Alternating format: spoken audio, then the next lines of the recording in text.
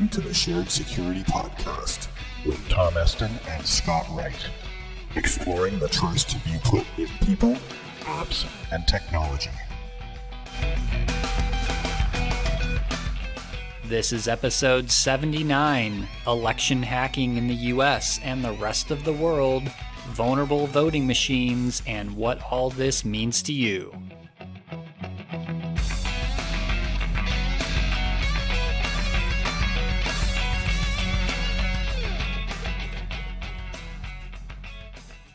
Silent Pocket is a proud sponsor of the Shared Security Podcast. Silent Pocket offers a patented Faraday cage product line of phone cases, wallets, and bags that can block all wireless signals, which will make your devices instantly untrackable, unhackable, and undetectable. Use discount code SHAREDSECURITY to receive 15% off of your order. Visit silent-pocket.com to take advantage of this exclusive offer. Hello and welcome to the Shared Security Podcast, episode 79 for August 23rd, 2018. I'm Scott Wright, the Streetwise Security Coach, here with Tom Eston. How are you doing, Tom? I'm doing great. You're looking well. Things in Canada? You're looking a lot better than you usually do. Looking well as well. Well, we should tell the audience what's different about this particular episode. Yeah, well, if you happen to have subscribed to our YouTube channel, you will notice something different. You'll notice that we actually have video now of the podcast, which is, let's just call it beta or very experimental version of the podcast. So we may not be recording in this exact format, the monthly show, but we may try a couple of different things over the next couple episodes, see how it goes, and of course, like your feedback. I hope not, because I don't like the way I look in this one. Yeah? Tom looks great. Tom looks like he was built for this, but not me. I'm in the official Shared Security Podcast studio. The studio. Which is just my office. Yeah. With some acoustic stuff around to, help balance out the echo. I won't tell people about all the stuff I had to scatter around the floor so it doesn't look like there's things stacked up behind me. But you didn't see the rest of the room, so yeah. That's true. Anyways, well, we are happy that people are listening to us in this mode of transmission, and hopefully we'll be able to do a lot more this way. And it's getting to be that kind of a world where it's more fun to chat, and it's not that bad. It doesn't sound bad. It used to be hard to do video over Skype and have it sound good, so we did that trade-off. So anyways, I think we're going to have some good discussion today. Lots of stories that we've dug up that are very timely, I would say. Very timely. Very timely. We're going to talk about election hacking. Yes, we are. And where does that happen more than anywhere else in the world? Apparently in the United States, but I think Canada and other countries may not be immune from this problem. As we've heard, it's definitely an activity that happens everywhere. All of our freedom-loving countries seem to be under attack. Yes, they are. So yeah, we'll talk about a couple recent hot topics around election hacking that I know definitely been in the news lately here in the United States, but I know worldwide everyone has probably heard about the DEF CON hacking conference where they did a voting hacking village, essentially, where people brought voting machines. They brought kids in to see if kids could hack voting machines and websites and other things associated with elections. And the goal of that isn't to just hack things, right? There's actually a purpose, and that is to hopefully spread awareness about some of the problems around systems like those, and of course get vendors to fix things, which is even more challenging. Yep.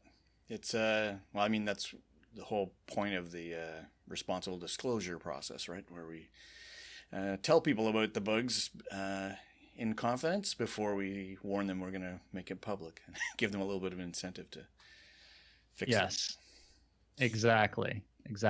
But Yeah, it's been interesting here in the States. I know a lot of news lately about Russia hacking, the Democratic National Party, which, that's been in the news for a long time. But also, we've seen a lot of reports of, Russia meddling with not just the election, but propaganda, things leading up to the election. And I don't necessarily like to get political on this show, but I mean, it is what it is, right? I mean, these are, I think, concerns. It doesn't matter what party or what side you are on. It affects everybody, and it affects the election system, which in any country is really a fundamental right of you living in a country. You should have the freedom to be able to vote for who you want without that system that's behind the voting to be manipulated. Yeah. And that goes on both the technical side and on the informational side, right? That's right. That's right. So it's just interesting times we live in where there are more systems now that are electronic based. Obviously, there are advantages of doing that. It's much more efficient when you're talking about millions of people voting all on the same day. I couldn't imagine the coordination it takes to do that, especially back in the day when it was all paper based. Yeah, like it is here in Canada. I remember. Yeah, is it really paper based in Canada? Well, actually, come on. Well, we do use paper. We feed them into well, at least last time I voted, it was paper, and then loaded into a reader machine. Okay. In a sort of confidential way, but yeah, I mean, various different countries and jurisdictions, I think, have different levels of confidence in in the technology. So it's not that surprising, really. No, it's not. And I know what was the election where the one election where the hanging chads in Florida, 2000, right? Oh, I know. This was 2000, Gore versus Bush. Yes. It's funny that you know that and I can't remember who that was. Yeah. And I'm American, but how quickly we forget things over here. But yeah, and so you could see the benefit of going to electronic voting because it would prevent, all that controversy, even though, of course, you read stories of how there are countries in the world still doing paper ballots and they've never really run into the Chad issue. So maybe that was just limited to Florida. Yeah, it was a Florida thing for some reason. Maybe the paper was too moist or something. Didn't fully detach. It's just weird. But yeah. So I think it's good that we have things like the DEF CON voting village, where, people, really anybody can come together and let's figure this all out and see how vulnerable that these voting systems are, and then hopefully spread awareness and make some improvements on this. Yeah. And this is the second year they've done this too. Maybe we should just, before you go too far, in case we got a bunch of new listeners or viewers, which I think we have, we might want to explain a bit about what DEF CON is, just briefly, because most of our listeners probably do know, but it could be something people don't know about.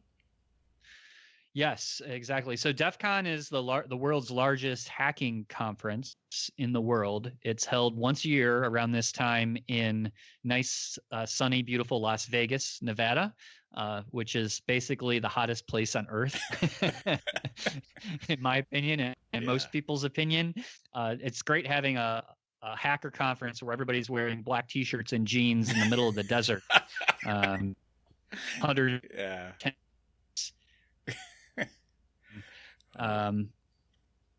This was the 26th DEF CON that just took place. So, 26 years. Yeah. And it's been everybody gets together at DEF CON. It's interesting. There's the good guys.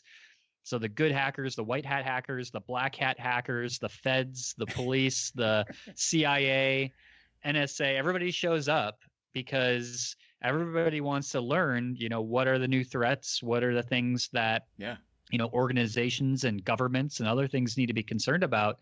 But the feds basically use it as a way to see who's who in, the black hat area, so to speak, even though those guys don't make themselves known that well. Mm-hmm. They still kind of surveil and do all kinds of interesting things. There's always talk about cell phone stingray devices and other things being put up in the Las Vegas area more than anywhere else in the United States at that time. Well, that makes sense, kind of. But, yeah, sure. Yeah. But anyway, it hasn't been going on so long, and they sort of have some innovative stuff, right? They have the capture the flag competition. Yes. Is that Black Hat or DEF CON? I can't remember. That's at DEF CON. Yeah. So there's lots of interesting ways for people to learn and see new approaches to how we're being hacked, basically. So yeah, that's why we're focusing a little bit on that in this episode, because that conference just happened. And as the dust settles, what have we learned from it this year? Yeah, so this year with the hacking village around the voting machines, the first thing that they did was they actually set up vulnerable websites that were, I guess, supposed to replicate the local state websites here in the United States of voter registration, voter tallying. So kind of the systems that would tally votes from all the different districts and things. And from what I've read, it sounds like that these sites were designed to be purposely vulnerable. And then they taught the kids some very basic hacking techniques around SQL injection is a great example. So SQL injection is a flaw where you're able to exploit it and gain access to a database on a computer system. And they showed these kids some techniques, and these kids went out. The youngest, I believe, was 11 years old. And within 10 minutes, they were able to basically access all the data and change things within the database, manipulate voter records, all of those things. So the theme was, well, if a kid could do it, imagine what an adult or a professional hacker would be able to do. Yeah, it's an interesting context to do it in, where you've set up a vulnerable site. So you're assuming that the sites are vulnerable, and every site does have vulnerabilities, but maybe not as easy as the ones they set up for these guys to do it. And of course, they're able to illustrate it nicely, good educational setup. But did the media sort of latch onto it in maybe an interesting way that didn't represent the truth, or like? Yeah, I saw a lot of news reports just showing, these kids can hack into any type of voter, database or any type of, physical voting device like the electronic voting machines and things. And that really isn't necessarily the case. I mean, the media kind of overblew this up and, because these sites were vulnerable on purpose, even though a lot of these vulnerabilities, I'm sure, exist in some of real live sites that are out there tied to the voting system. But I wouldn't go so far to say, oh, well, any site that is out there tied to a state and voting is going to be as vulnerable as this. So not a very realistic type of attack, but still it demonstrated the potential of what could be done.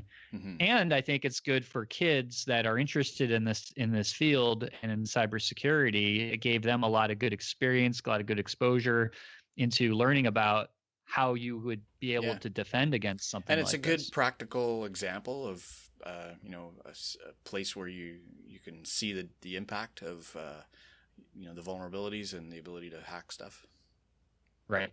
Exactly. Yeah, they have a it's basically, I think it's called Hack Kitathon at DEF CON that they do, like where you can bring your kids, and they've got lots of activities set up for and who kids wouldn't want to bring their kids to DEF CON?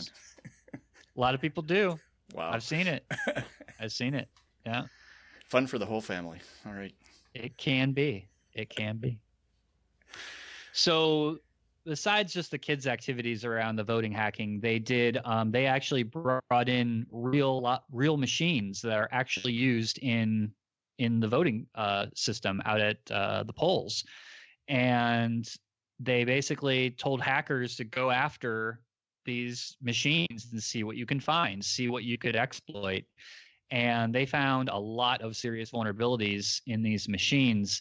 In fact, I know the one that previous guest on our podcast, Rachel Topak, she actually posted a video up on her Twitter account, which has had, I think, like almost 2 million views. I mean, it's it's insane Yeah. how many people have viewed this video. But she actually demonstrates in under 2 minutes how easy it was for her to get administrative access on a actual machine that's used in 18 states here in the United States. Wow. And it was definitely a little concerning. So the attack she kind of demonstrates is, somebody would have to have access to these machines prior to voting, which I don't know if you've ever paid attention when you're going to the polls, but they kind of stage these things overnight in these churches and schools and other kind of public accessible areas. And there really isn't much security on these voting machines. So in theory, someone could easily go in there, do something what Rachel is demonstrating. And of course, we'll link this video in the show notes. Yeah. Just to show you the possibilities that it's really not that far off of what could potentially happen. Yeah, there was a lot of debate in that Twitter thread about how fair, a statement it was. But still, I mean, there's a lot of alarming things shown in that in her little video. Yeah, and I mean that's just the tip of the iceberg. There's we'll have some links to the show notes, but the people that put this voting hacking village on, they actually will release a full report on all of their findings and recommendations, just like a security consultant would do, which ends up being very professional and is used by vendors to fix these types of issues, because this is the second year they did this. The first year, and we'll link to that in the show notes too, if you're interested in reading about all the vulnerabilities they found last year. But it is a little unnerving reading some of these. They were just kind of previewing, here's things that we found, and it's like every basic security mistake you could possibly make on a hardware device, it's all there. Yep. It's all there. Yep. Well, let's hope they do better. Well, I mean, it doesn't hurt to bring people's attention. So. Oh, absolutely. So yeah, it's going to be interesting to see in the midterms here in the United States if anything changes, or I mean, this stuff, it's not going to happen overnight, any kind of changes. And a lot of these are issues that we've known for years. Yep. I mean, we're talking multiple years since they started transitioning to electronic voting in the United States. It's always been a problem, and these machines are really built very poorly,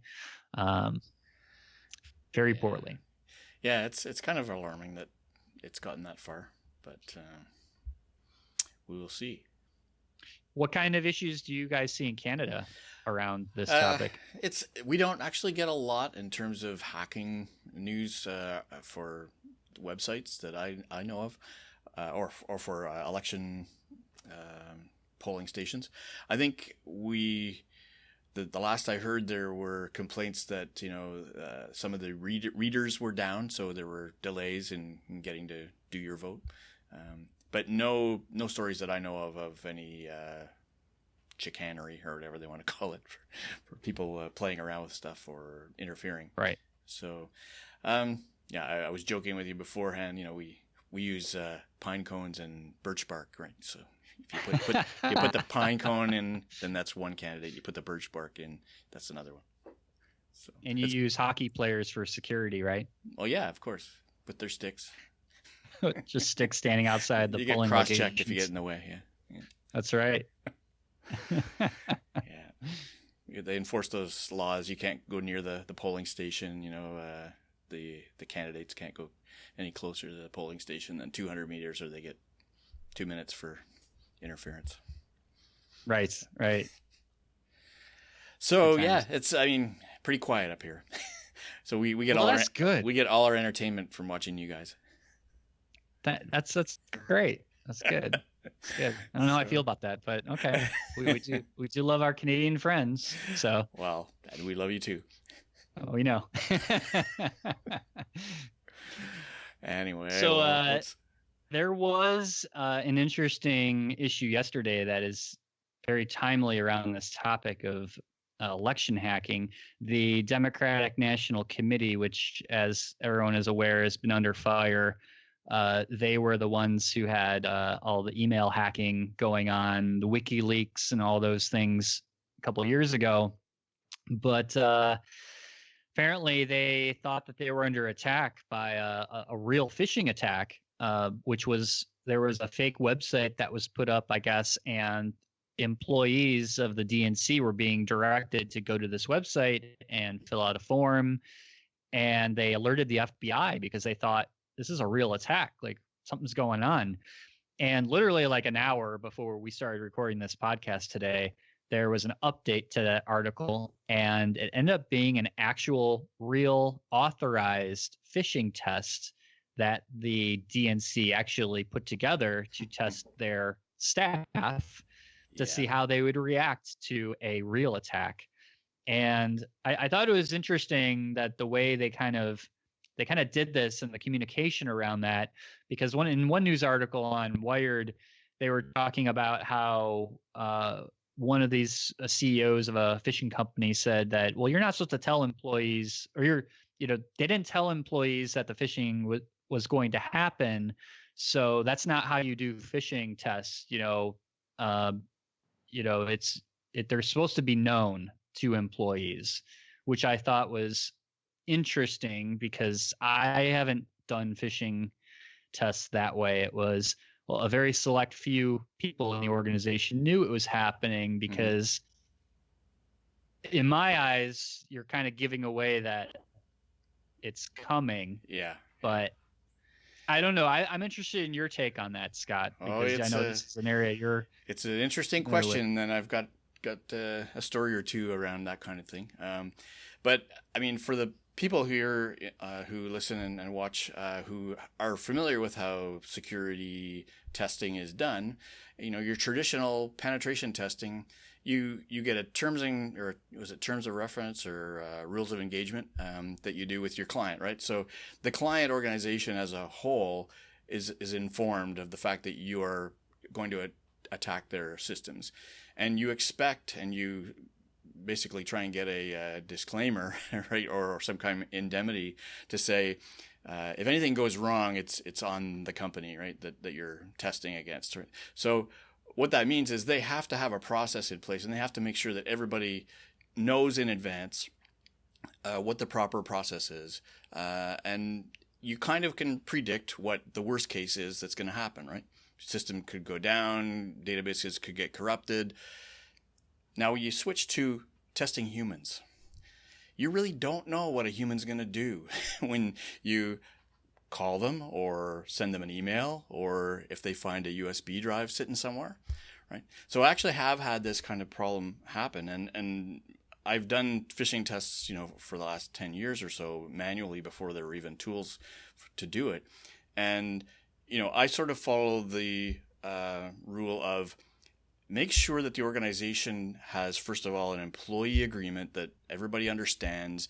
The organization has a responsibility to test and monitor for, any kind of vulnerabilities. So that gives the employer the right to do it, to test their employees.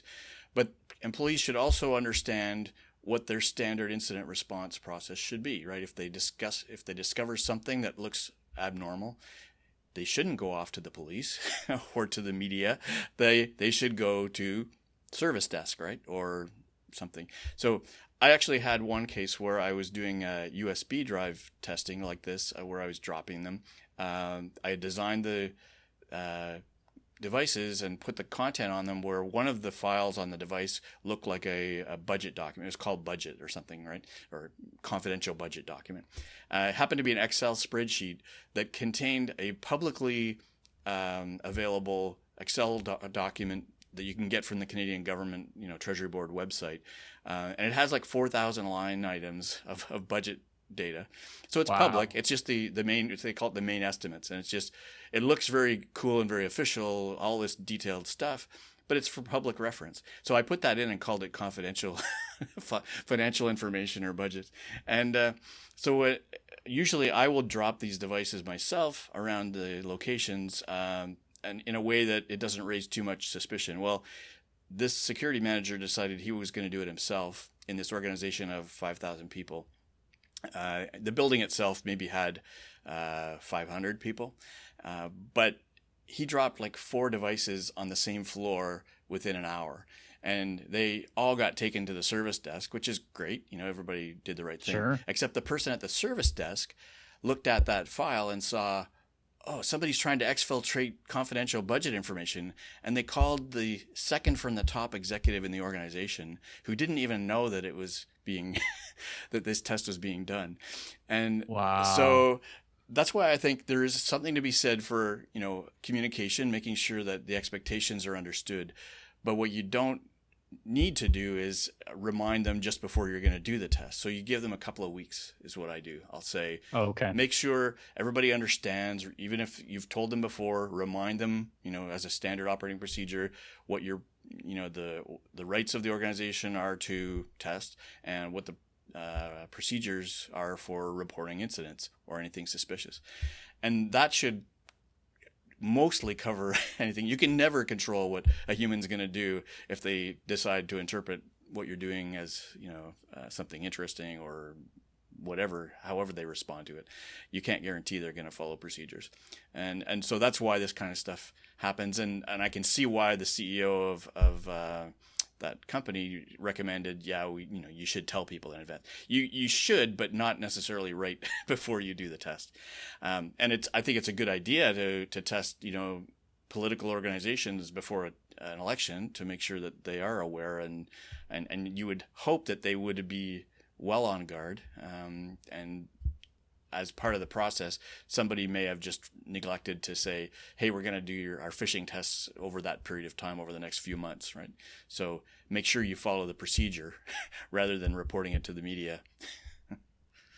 So yeah, that's an interesting take. Yeah, I like that because, you know, it does make people aware of, you know, well, what if a real attacker does try something during that period that you're kind of saying, hey, be more aware, or we're going to do a test in a couple of weeks or whatever. You never know, that could actually have a positive impact and actually stop a real attack from happening. Oh yeah. Because people are kind of on guard a little bit. Yeah, there's a lot of arguments on both sides of it. I just feel most comfortable making sure that, you know, there's full disclosure to everybody. But yeah, you don't want to give them, you know, very short notice. They're going to be much more on guard then and probably drop it later. So, you know, 2 weeks usually is enough time for them to sort of forget that tests were coming, but you should be able to rely on them to follow the procedures. Right. So anyway, that's my 2 cents worth. Nice 2 cents. I like it. So yeah. So I think that's a good we had good discussion over voting and voting hacking, election hacking, and anything else you would add? No, I mean, I think it's kind of interesting that in the U.S. everything seems to be sort of done at the state level, and so it doesn't seem like there's as much coordination and consistency across the different jurisdictions, call it. Whereas I think in Canada, Elections Canada is the organization, the department that is responsible for elections. I guess each province does their own thing when it comes to provincial elections. But for federal elections, there's one organization that runs it all, and everything is pretty consistent. Okay. Interesting. So there's not as much delegation per se as there is in the United States, with probably some states running on their own and different machines, different technology, different processes, which eventually have to roll up at the national level. Yeah. But that's kind of how America does everything, really, is each state has their own kind of different laws. And yeah, I guess that's why we're different countries. I think so. Yeah. Well, you also have a parliament. Yeah, and, we're I can't even remember what the official name for what our parliamentary confederacy or something. Yeah, I can't remember if that's what it's called, but we learned that years ago, and then we forget. Yes, but we just know it's different. But we all hack the same way. That is true. That is universal. Doesn't matter what country you're in. Just as many bad guys in Canada, proportionally. Absolutely. Right. Except they speak French. Some of them. Yeah, French that actually raises a really interesting question. I was recently asked about, to give a proposal on doing a phishing assessment, and the organization wanted it to be compliant with their bylaws or regulations and policies, and that is they're bilingual. So they were going to require bilingual phishing assessments. So how many attackers do you know that send out emails in both English and French for the benefit of their targets? Not many. It's that kind is of interesting. It's a difficult problem. If you think it through, it may be unfair, but there are a lot more English targets and a lot more English attackers. So there's probably going to be a lot more real English phishing messages. So yeah, we can do French attacks. In fact, I did one several years ago where I did.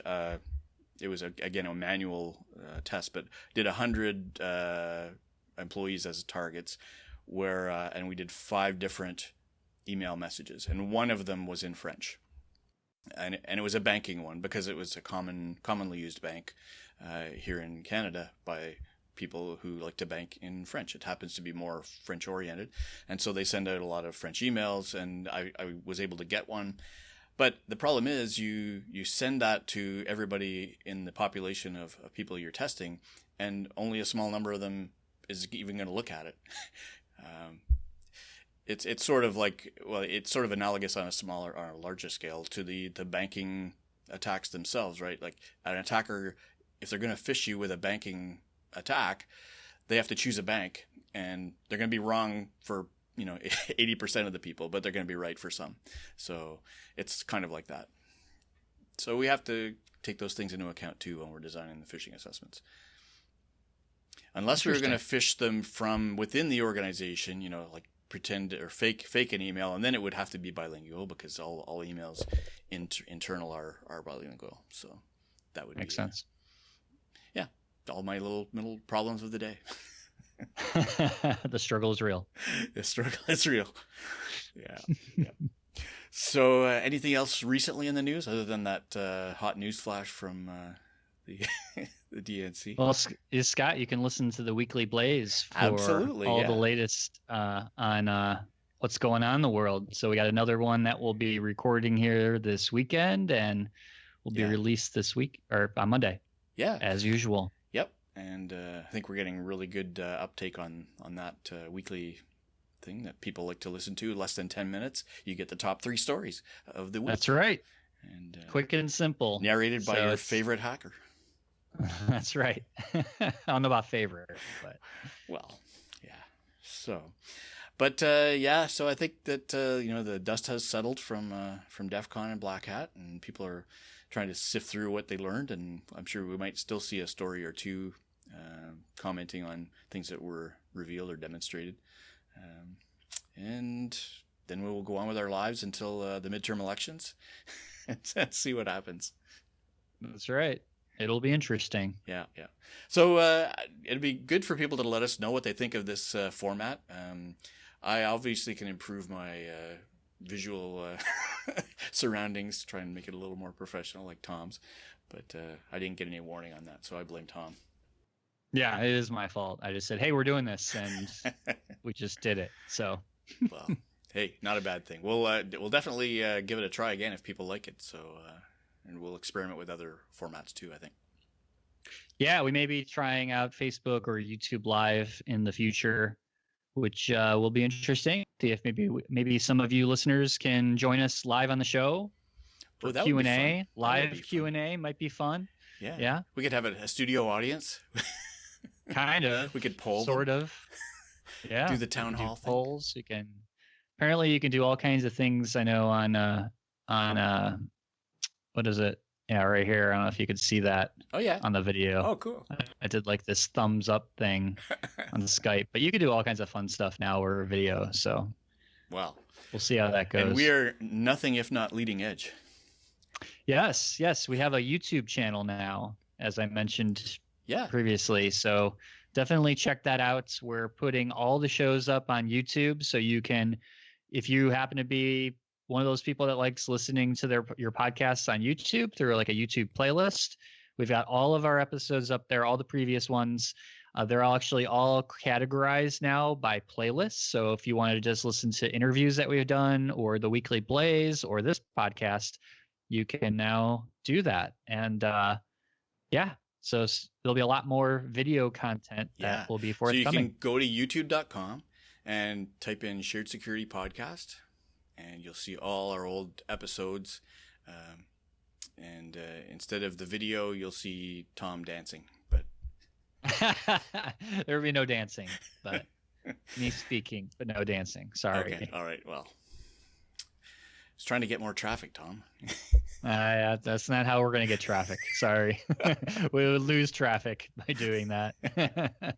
Cool. Well, we will definitely maintain the YouTube channel, and you can always watch or listen on that or our Facebook page. You can see our latest posts and comment on them. And the sharedsecurity.net website has all of our episodes in all formats, and you can sign up for the newsletter list. So I think that's probably all the information people need to know today. Is that right? I think that's it. All right.